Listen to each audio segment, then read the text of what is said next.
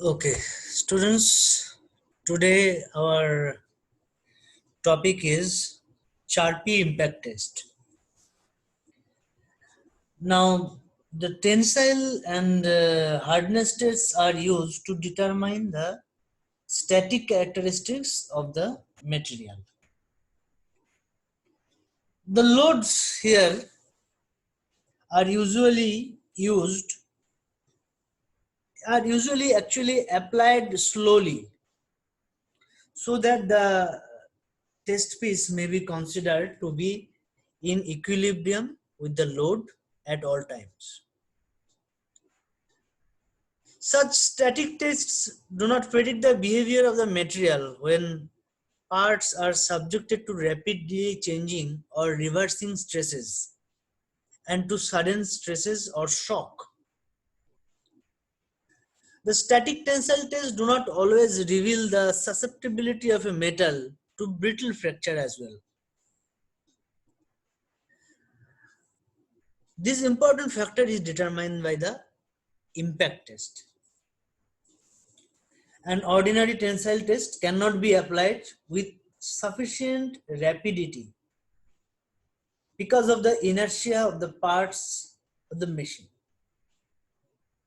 For very rapid stresses, the test is called impact test. All forms of impact test depend upon swinging pendulum. Let me show you the picture first. So this is the notch actually striking, and this is the picture of the pendulum. So all forms of impact test depend upon a swinging pendulum. Here you can see the pendulum as well, though the brightness is not clear, but it is it. The height from which it drops is a measure of its inertia at the lowest point. There it collides with the specimen, breaking the latter.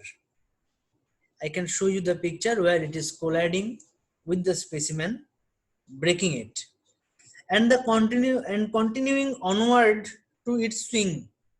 That means pendulum once breaks it and then it continues to swing along its axis. The height to which the pendulum rises is dependent upon the inertia left in the pendulum after breaking the specimen. The difference between this height and the height to which it would have risen had no specimen been present is a measure of the energy required to break the specimen. This, expressed in cm/kg, is the impact value of the specimen. A high impact value indicates better ability to withstand shock than the lower impact value. For most ferrous metals and for all softer metals, the test bar has a notch or groove. Here you can see the notch or groove cut across the tension side. This locates the point of fracture and gives lower results than would be obtained on an unnotched bar. The effect of the notch is so great that much care and accuracy is necessary in cutting it. While cutting the notch, it should be accurate one. The main purpose of the notched bar tests is to study the simultaneous effect on the stress concentration and high velocity load application. In impact tests, the fractures may be either brittle or ductile. The brittle fracture is not accompanied by noticeable plastic deformation. This type of fracture will have bright granular or crystalline appearance. On the other hand, considerable plastic deformation takes place on a ductile fracture. This fractured surface will have a dull gray fibrous appearance, many times a mixed fracture. Both crystalline and fiberized areas is observed. There are two commonly used types of impact test machines, namely the charpy and the ISON. Both utilize the principle of swinging pendulum, and the differences are in design of the test piece and the method of supporting and striking specimen. Here it is the graph actually. Okay. Now before doing that, let's overview the charpy impact test.